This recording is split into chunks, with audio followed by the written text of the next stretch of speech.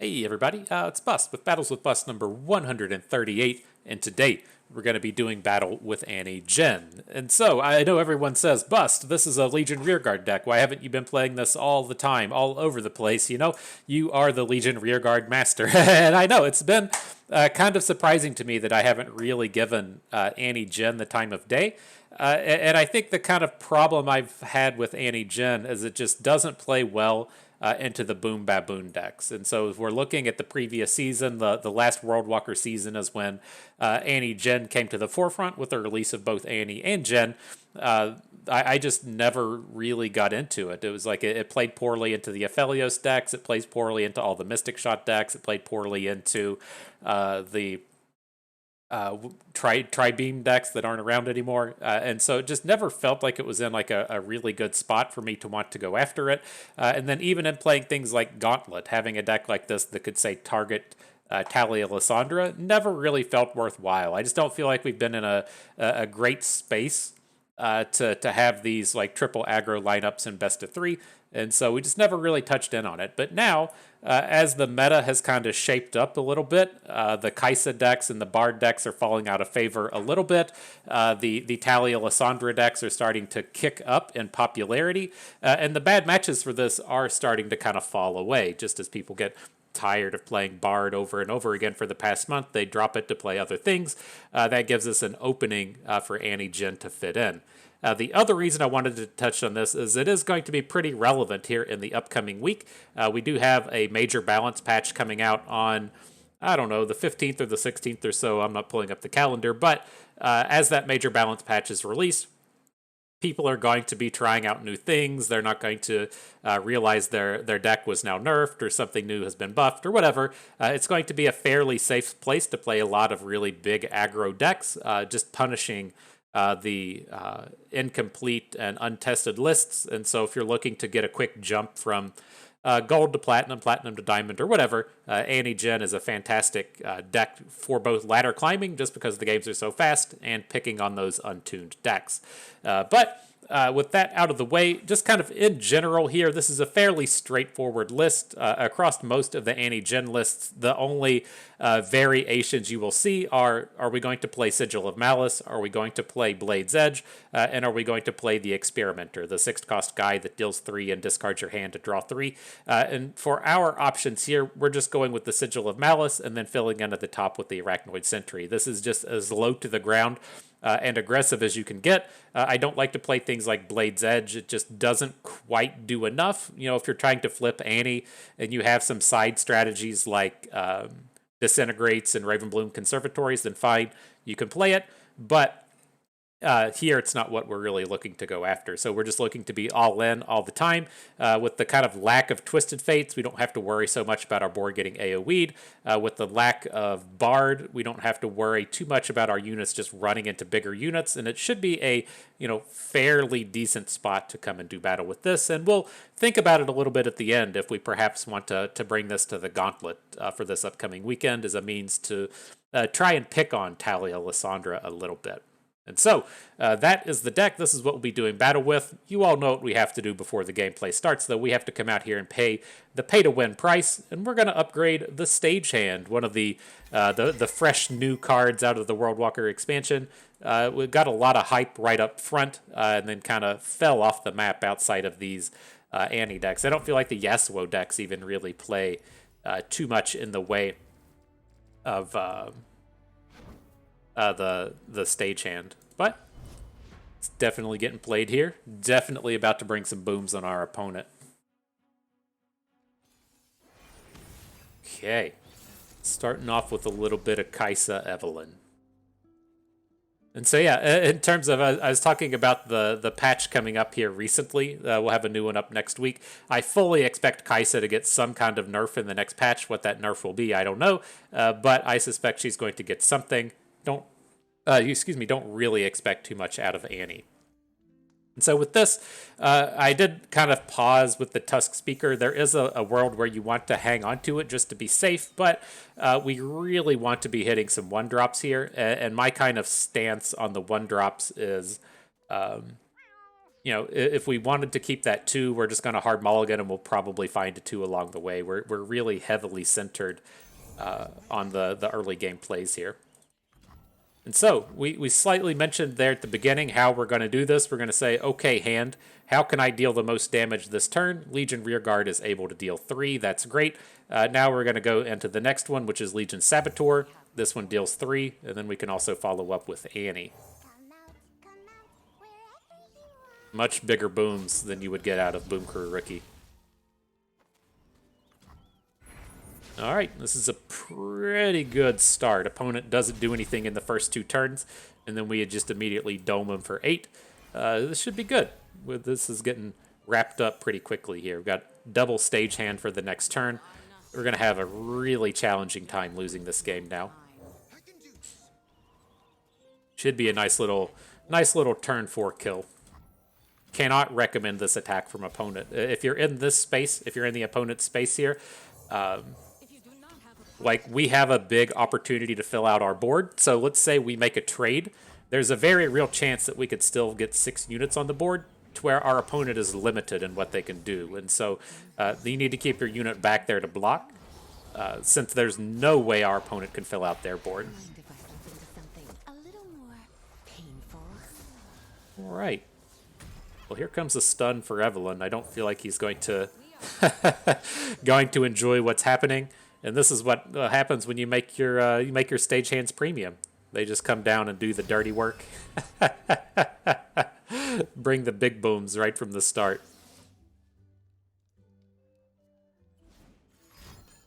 And a hate spike. Okay, I think he's still short. I haven't done the mathematics on this, but we have 8 damage from the stagehands, 5 burn out of our other units. That's 13. You got him. Okay, and so yeah, that showcased the raw power that you're going to see out of Annie. Jhin, what makes her a fantastic ladder climber as well, as that game took like 3 minutes, and so you can just get tons and tons and tons of games in really fast to punish any bad draws, and then you do have game against pretty much every deck in the format. And so, very very strong deck if you're not familiar with it. Okay, on to Talia Lysandra. Another one that's it's a fairly good matchup. I feel bad coming out trying to say target Talia Lysandra. I think the deck is too good just to try and target it, but that doesn't mean we can't play decks that have fair matchups against it. Like my kind of idea with bringing a deck like this to Gauntlet is that we can just try and ban Bard, have decent matchups against Talia Lysandra, and then if we don't play one of those matchups, then we can just ban it out. Like, I still don't feel awesome about having to play against this deck, but it's not terrible.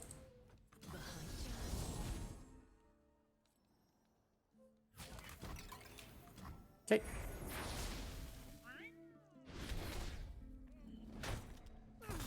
Going to be slightly ahead of their Blighted Ravine turn. He doesn't have a, I was going to say, if he doesn't have a Lysandra here, he's just going to get smoked. But we're still looking pretty strong.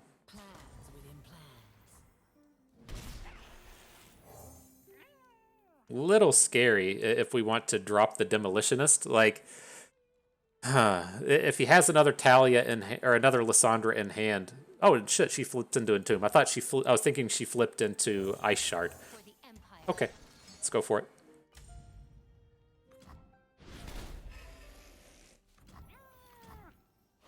So the Talia Lysandra decks these days, they play between 0 and 2 copies of Ice Shard. And so, I'm sorry, Avalanche. I'm just going to play like they don't have Avalanche. If he doesn't have the Avalanche, we'll just win the game outright. If he does have it, we'll lose. But we should be in a pretty good spot if he doesn't have it.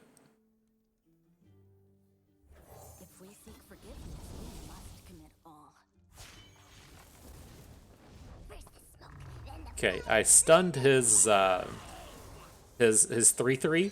So if he wants to block our strongest play here in the stagehand, then he's going to have to do it with Lysandra. Now he can block Annie with Lysandra and take her down.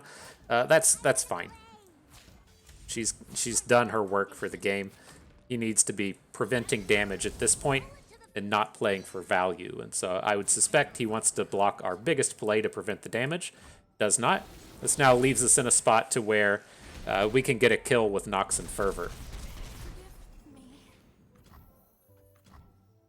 And Blighted Ravine will ace us, but we'll deal with that if it comes along.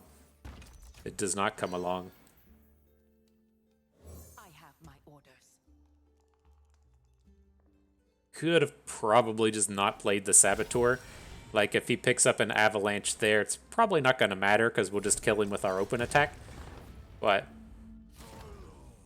see how this goes. Fall to 7, okay.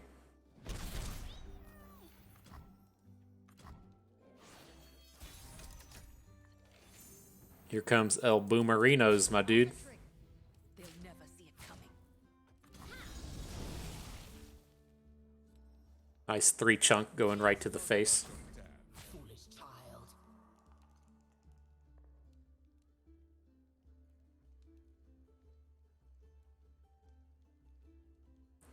There it is. GG. Mark it a W for bust. Didn't even play a Legion rearguard that game. That was fun. Good job, Annie. All right, next battle. So, man, in the world of life things, I had this reference come up yesterday. I completely forgot about it, but I was watching the Spider-Man Far From Home. I don't know if that was the first one with Marissa Tomei in it, playing Aunt May, but she's definitely in that version. Spoiler alert, she dies. I think the wife started crying when she died, but I was kind of like half paying attention. I was playing Teamfight Tactics while we had it on in the background, but I'm pretty sure I heard some sniffles coming when Marissa Tomei died. But what that reminds me of, as soon as she pops up, it's like every time there's a thread on Reddit about attractive older ladies, it always like top comment Marissa Tomei. But the thing that reminded me of was there's a Seinfeld episode where George, in all his ever-present classiness, is married. Well, he's engaged. He's not married at the time, but he has the opportunity to go on a date with Marissa Tomei. One of his friends knows her, and it turns out that Marissa Tomei likes bald, stocky men. And so he has the opportunity to go on a date with her, and so he basically cheats on his wife to go on a date with Marissa Tomei. And like the only thing I could remember was like, man, everybody they forgot about her from the 90s, right? She still had it back then. She was still in pop culture, just out there for old George. People don't give Seinfeld enough credit. Well, maybe the youngsters don't. I don't know if it still holds up for the youngsters in terms of the quality of the comedy and everything. I have a hard time telling if it's just one of those things to where, like, it's clearly one of the top shows of all time, but if it's just one of those things to where I have more special feelings for it, given that I grew up watching it in its prime. Not even so much watching it in its prime as much as it was like in syndication shortly after, and it was always on things like TBS. But all right, back to the action here. We're still going to be out here and attacking with shit this round, and so a real choice in who we want to pop. I think we want to take down the sparring student in terms of shutting down one of his plays, because he's going to add another dude to the board. And this is going to be like a real unit this turn and next turn. And so let's take him away. I know this is like a permanent 3/3 Doomkeeper, but I'm a little bit more interested in making sure that that sparring student doesn't get a value block this turn.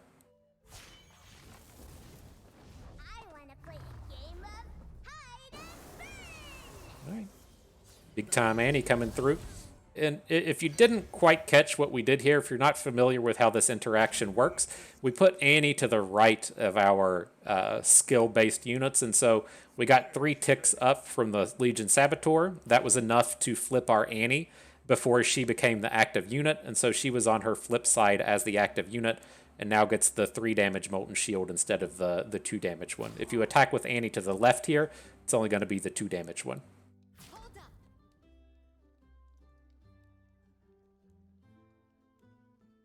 This attack takes him to 4, and we have Decimate in hand.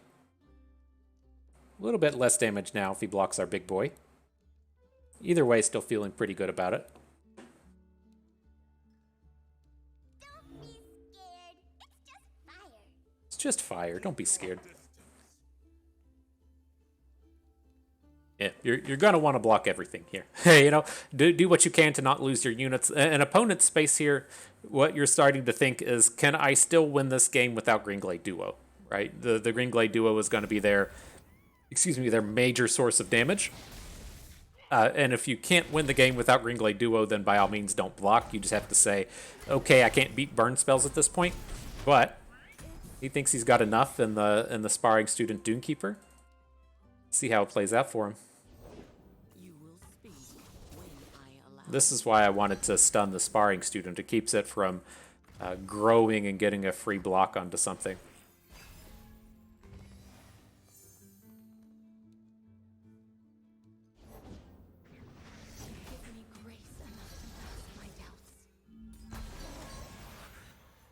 Okay. The exciting thing with this play is we now get to play... oh, thought we were going to get Tibbers down. That's not going to be exciting until next turn, I guess.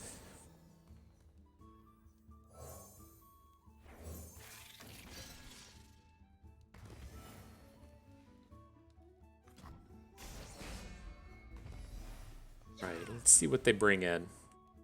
Just the Sparring Student isn't very scary.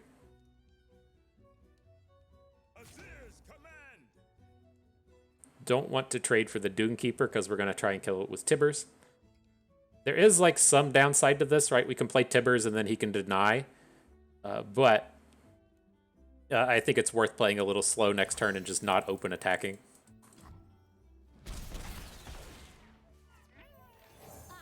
It's like even if we play Tibbers and then he plays a Defiant Dance, or if he plays a...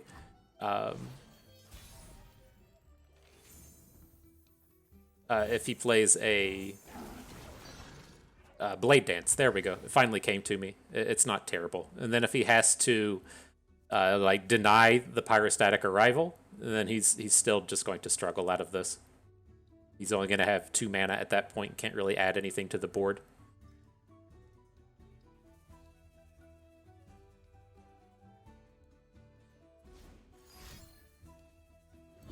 Okay.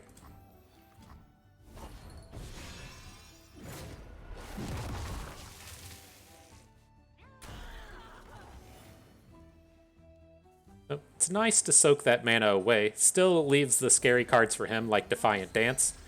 Doesn't appear to have it. Aim. Captain's orders. Pull it to the face. Cool. Turn aside. Took it fair and square. Spears ready. Focus. Focus. All right, drop him to 3. That would get them into Noxus Blast range.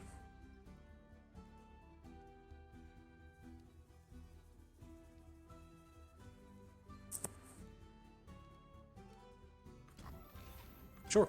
So he just has no board at this point. Like, I'm curious if he would have an Azir, right? Like, if he had Azir, why wouldn't he just play it? So, probably not, but that would be about the scariest thing. As if I guess Emperor's Diaz would be the other one. Is to where now if he opens with a Blade Dance, it's kind of scary, but I think we're okay.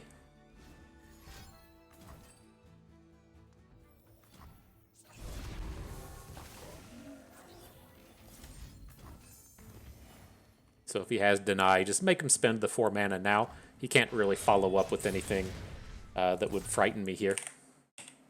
GG. Man, I love a Decimate. It's such a fun card. Do you all remember when Decimate cost 4? I didn't play a ton of Constructed when Decimate costed 4, but it surprisingly didn't make that big of a mark on Expedition. Like in Magic, there was always a deck. Well, not always a deck. There was a deck in like Urza's block draft called the Lava Axe deck. Lava Axe was basically Decimate. It dealt 5 damage to a player for 6 mana. And you would basically just try and draft like 5 and 6 copies of Lava Axe and then just deal 5 damage somehow and then burn them out eventually with the Lava Axe. It's a strategy, you know? No one's the wiser. All right. So this is one of these spots to where you do have a decision, right? We're up against Talia Ziggs. They sometimes play 1-drops, right? It's kind of hit or miss anymore as to whether or not they're actually going to play the 2-1 for 1. When we play it, we play some amount of them, but we're more usually playing things like the ancient preparations. Where this is going is the most damage play there is going to be Legion Saboteur, as to where Annie is better if they have the blocker. And I was just playing it in the sense that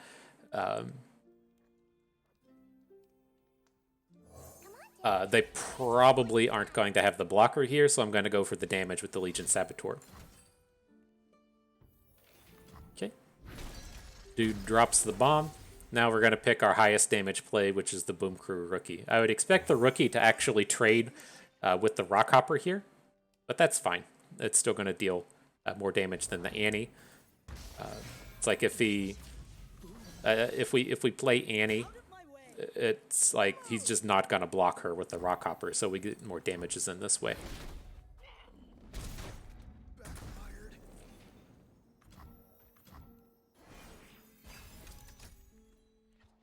It's all about getting in more damages. Feels good. Nothing wrong with getting in more damages. Come out,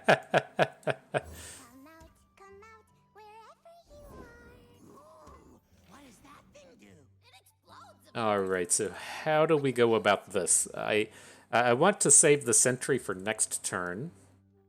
Like, I guess he's going to get a Ziggs hook onto the Sunhawk. We probably just need to do it now. It was like I was kind of leery of playing the Demolitionist onto the Sunhawk because then it trades with the Chemist, but yeah, he can just hook the Sunhawk with Ziggs, and that's not fun times. Where's my axe? Okay, got to get dudes on board.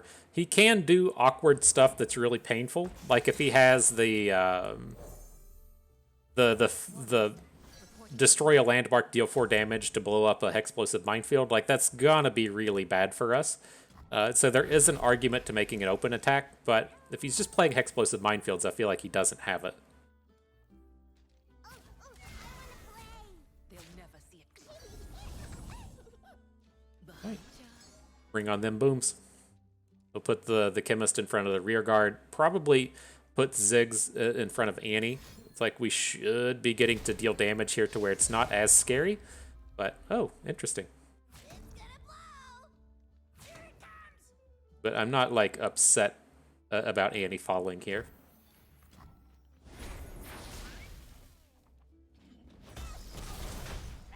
Only getting them to 5, though. Little scary. Little scary.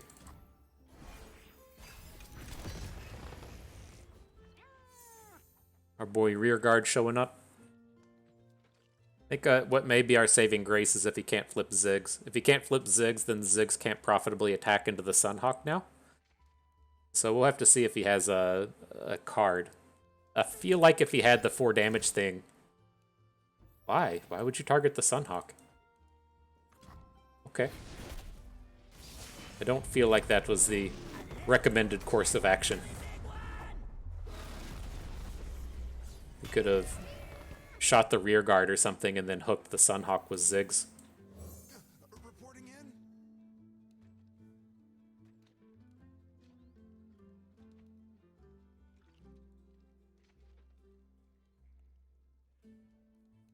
So the new question becomes is say he attacks, we're just not going to block, whatever, don't care.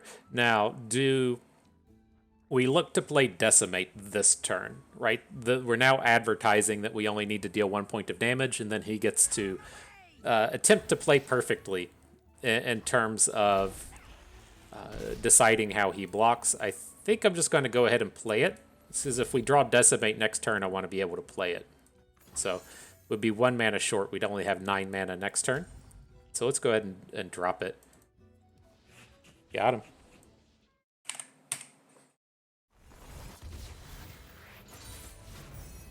It's also nice. I don't check his mana count, but it might have been short of Rite of Negation.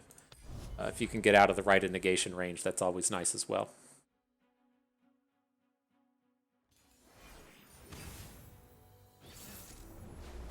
Okay. Action Udyr. I haven't, again, put together the Action Udyr deck. We played, called it the Scare Bear in the previous video, playing with Udyr and Gwen. It was fine. So many Annies.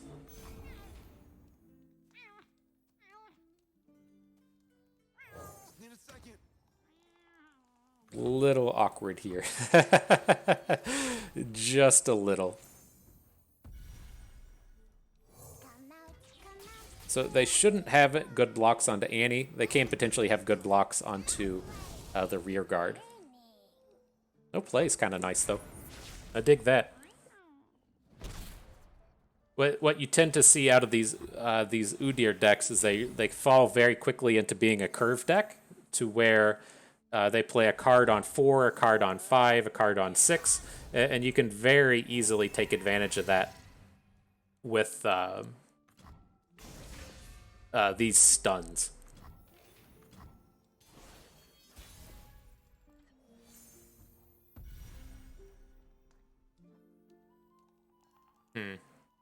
I have like a lot of things I want to do this turn, and they're all out of the wrong order. I'd like to Sigil of Malice this Merciless Hunter. I'd like to play the Sunhawk. That combo just doesn't quite work, because then we start to fall down where, well, if we add Jhin,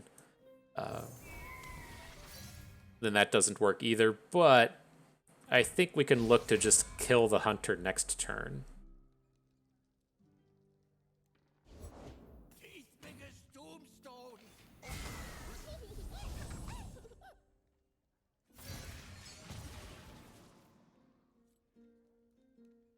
Okay, let's see where he blocks. I'm going to say onto Annie, I'm happy to Disintegrate.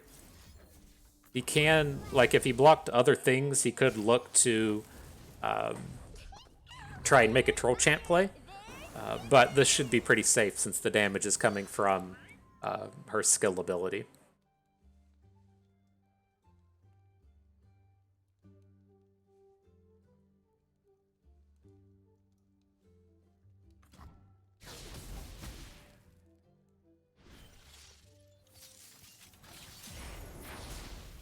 All right. Get boomed.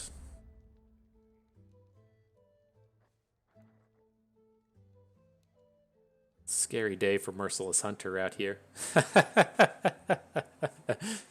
She had a bad day, Varg.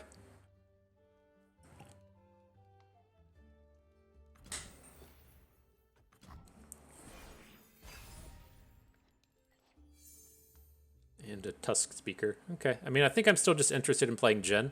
But, again, like, we find ourselves on these upcoming turns to where we can, like, say he just plays Udyr, and then dropping Tibbers onto Udyr is pretty big. So I'm interested in what happens here. I was worried about adding Jhin, and then he plays another Merciless Hunter. Like, getting our Jhin hooked is fairly bad. Ooh, is he going for the quick attack challenge? We might get this good Sigil of Malice now. I don't know if they play Elixir of Iron, right? We played Elixir of Iron in our deck yesterday. I don't know if Action Udyr typically plays it.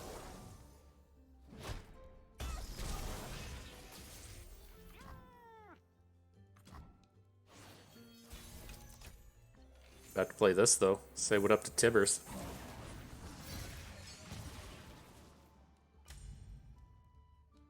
Flipped yet, Jhin? You're close. Yeah, I think the game's going to end before he gets there, but he's getting close. Gonna close up. It was right on my tail. I'll do better this time.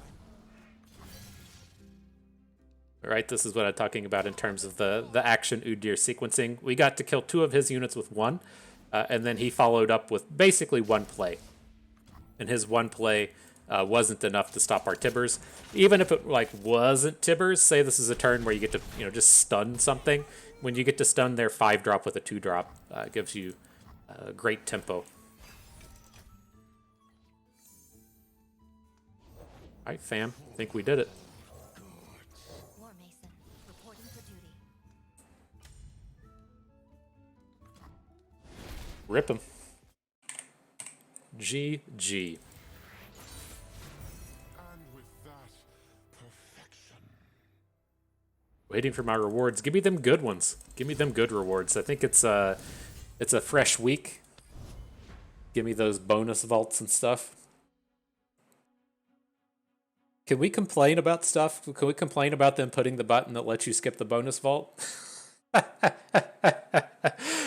Now I have to make a decision. Do I want to just sit here and watch it give me all the dust and see if I high roll something, or do I just push the skip button?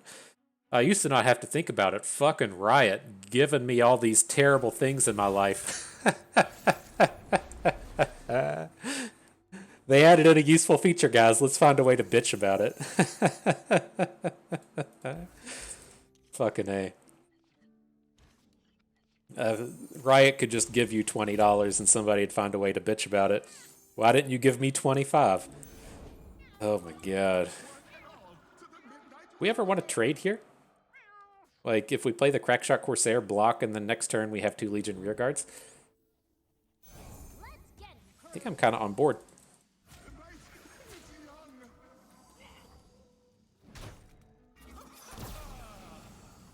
Right? I mean, the other kind of angle is like we play Annie, we have the 1-drop, and then it just feels like we're playing for value that way. I don't really want to be doing that. You won't get past me. I'll do better this time. Okay. Our hand isn't sequencing out pretty well against this. This feels like the one to where we're not going to get our... It's going to prevent our 8-0, right? It's Kindred Gwyn. He's going to have a bunch of heal and stuff in here. This is not sequencing well. I never miss.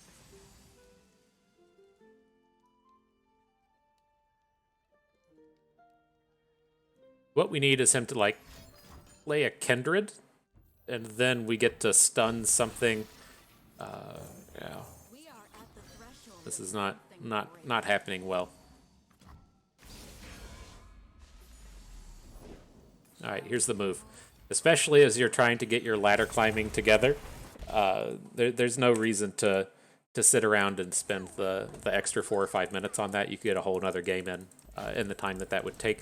Now, there's a couple of angles to that, right? It doesn't help you prepare for, say, like a tournament or a gauntlet, to where you just have to play out every game and you try to play them to even play out those games that are just 2%ers, right? That's a lot of what will take you to kind of the next level in winning tournaments. You'll be able to pull out those games that you just don't deserve.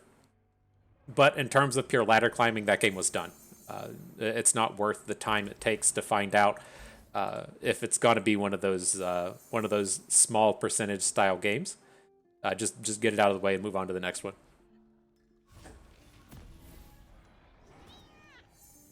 All right, another less than ideal matchup here against Annie Twisted Fate Jhin, or Annie Twisted Fate. This is one of the decks that was kind of limiting Annie Jhin in the previous format, whether or not that was just you playing best of 3 and wanting Annie in different decks, or them also just being a powerful deck at getting shutdowns on you.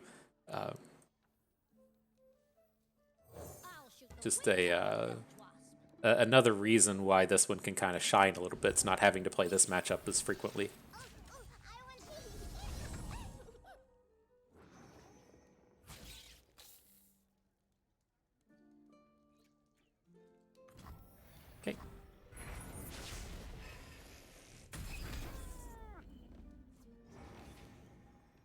So we have this Imperial Demolitionist in hand. It's slightly awkward.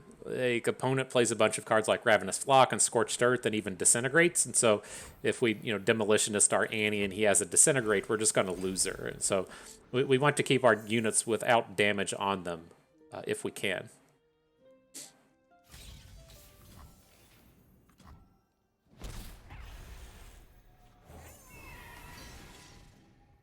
All right, so we'll get the stun. Next turn's problem is going to be Twisted Fate, right? We can come in and stun this unit again, but then how bad is it if he AoEs our team? It's probably not great. We have a follow-up Annie here, so that's fine.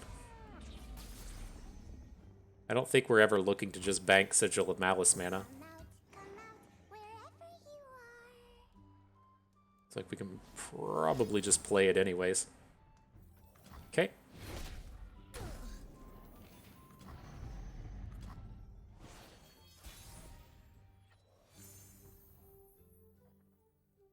When my song ends, men die.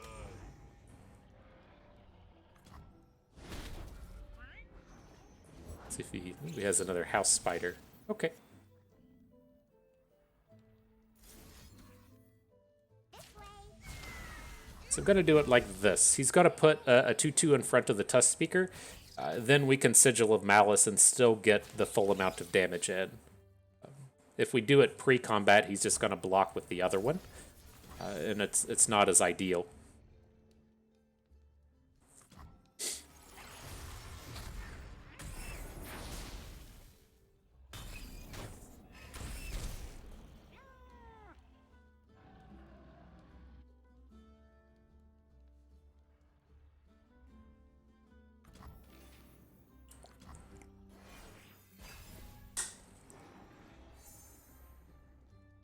Alright, getting a little scary. At least he doesn't have Twisted Fate up to this point. I have to start worrying about things like Make It Rain. But, I mean, we have to be on board. We can't just quit playing cards at this point. The board we have isn't enough to get a win. Let's do this. You boomed us, Zap. I am leaning towards an open, though. It's back to this space to where, like, if we play the stage hand, it stuns Zap, and then he plays a Twisted Fate, we're kind of hosed. So let's get our squad in this way.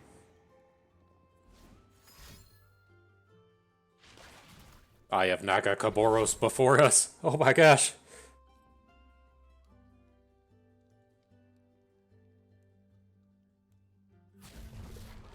See where he blocks. The scary thing you start to see is, like, we want to Nox and Fervor one of the units he blocks. So if he says, put Zap on the Sunhawk, we want to Nox and Fervor away the Sunhawk since that's the one. Oh, that was a pretty good Make It Rain. F. All right, you don't have much choice anymore. First the smoke, then the fire. Do get an extra point of damage, and now Annie physically dealing combat damage, but he has a way to stop this Nox and Fervor. It's going to be pretty sucky.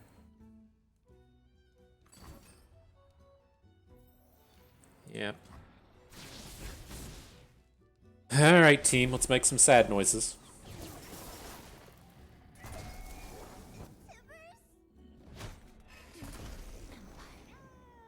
So we've gotten them to 10.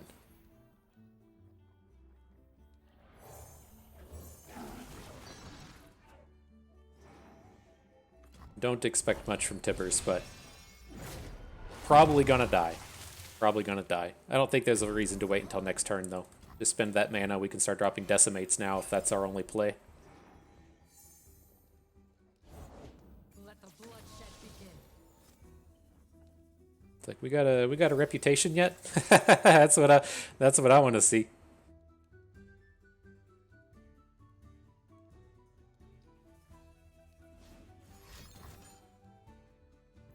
Okay.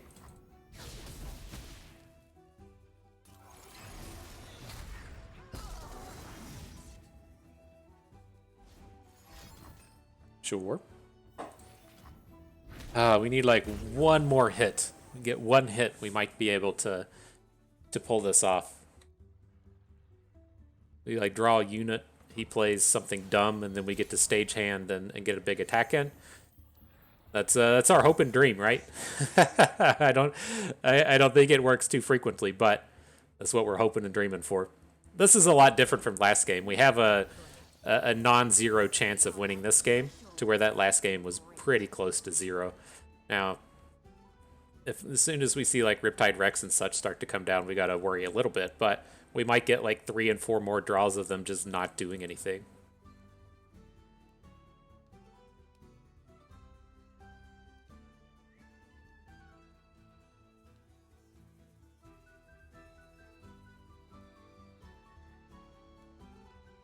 You're killing my ladder time, dude. I thought we were going to get out of this video in under a half hour.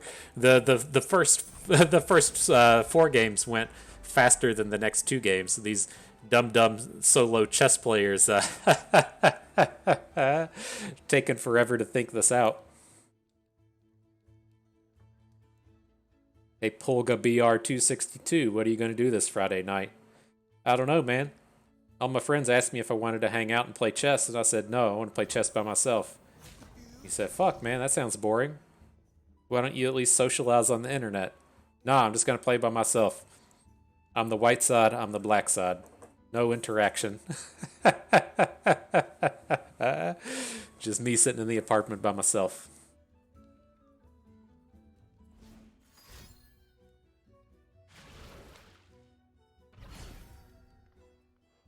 Okay. Take him to 7. Sure.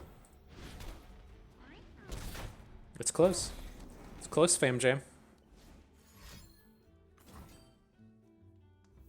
It's just a nick.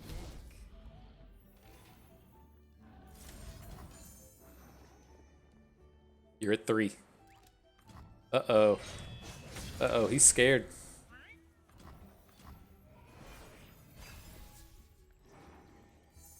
That's not it. Play faster, dude. We're just here to see if we draw a burn spell. That's all we got left with this game. If we draw a burn spell, just play faster. Just spend all your mana.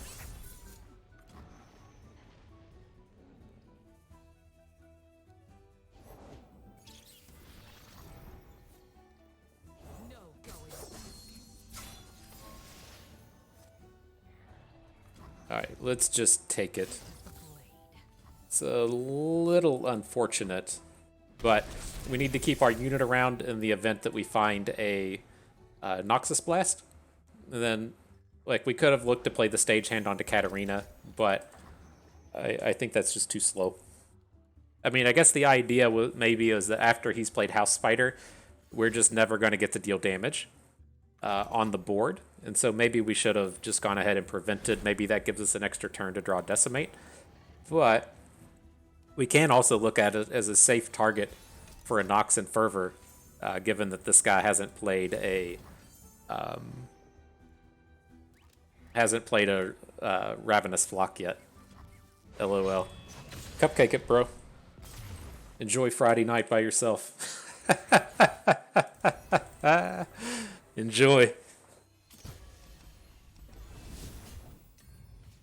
All right, the final battle. The Human Torch was denied a bank loan, putting in some serious work today. I sit around and practice the voice sayings, just like Ron Burgundy. The Human Torch was denied a bank loan. Unique, New York. Unique, New York. I can't remember the other ones. I had them in my head, and now that I'm thinking about it, they're not going to come out. It'll come up in the middle of the game, I'm sure.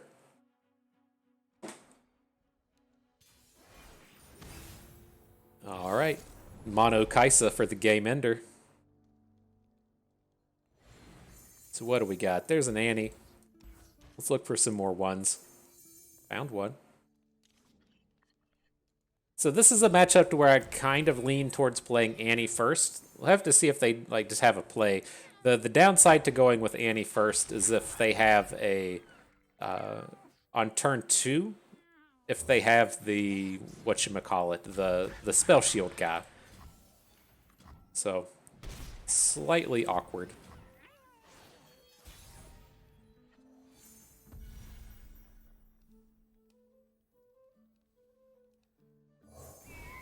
Let's play it just a little slow. This is too early in the game to just be dropping the stagehand. Oh, interesting. He drops a... Oh, it's a hatchling. I thought it was a evolve guy. Okay.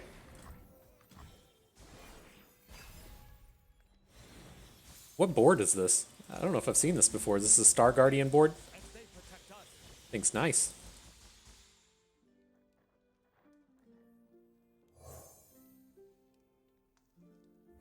If they don't break, they'll burn. We should have played Annie first. We missed out on an upgrade. This is fine. We're taking this 6 every time. I don't care. Or this 4 damage from this thing every time. I don't care. But we did miss out on a level up from Annie. It was a little sloppy.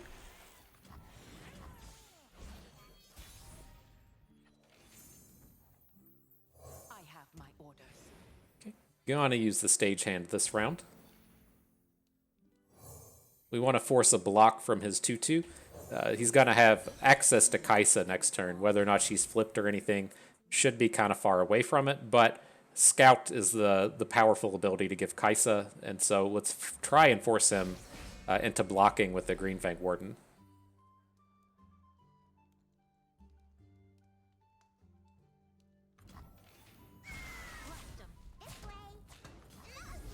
Alright, here comes the squad. What brings you here?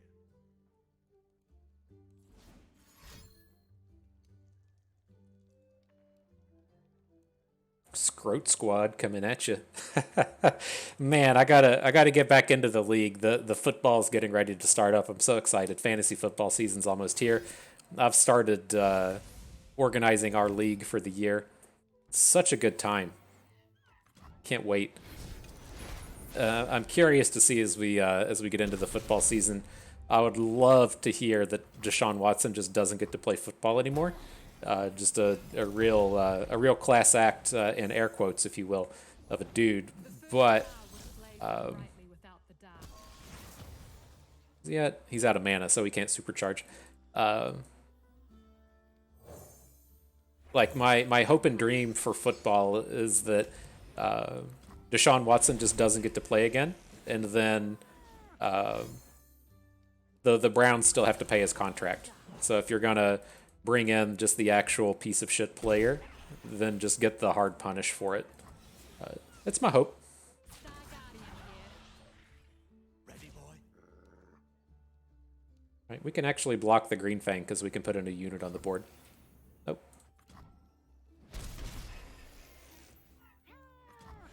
All right, I'm ready to attack. There is an argument to overwrite the Sunhawk with the Crackshot Corsair.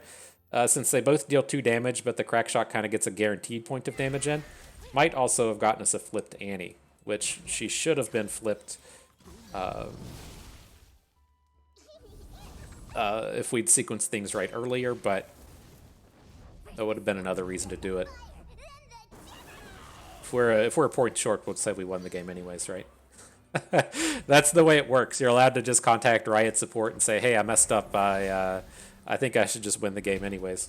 And then they say, yeah, man, let me go fix your match history.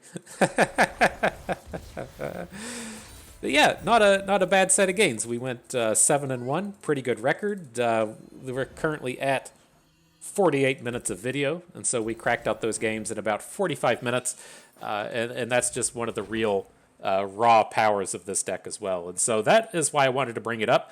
Number 1, it's a fantastic ladder climber. Number 2, it shouldn't be getting nerfed in the upcoming days. And so if you are just looking to solely raise your ladder rank, then this is a fantastic deck to play right after the new patch comes out. And then this is probably a legitimate contender in the Gauntlet as well. Looking at kind of like the matchup table for it, again, it struggles against the Boom Baboon decks. It struggles against decks that have Mystic Shot in it, and it struggles against the Bard decks. As you know, we're trying to build up this giant board.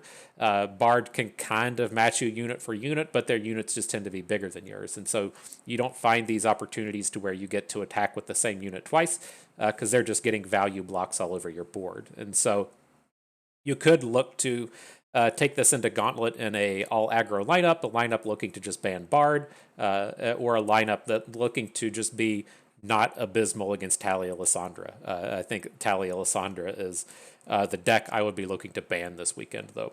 And so, excuse me, take that how you will. But again, this is still a real deal deck. I would arguably say I think it's just better than tokens. Like, I don't like the way tokens plays. I like the way this plays, and so there's probably a little bit of difference there. But if you're looking to go the full burn route, something like tokens, Annie Jhin, and Draven Scion could be fine, including the Powder Pandemonium decks in there could be fine.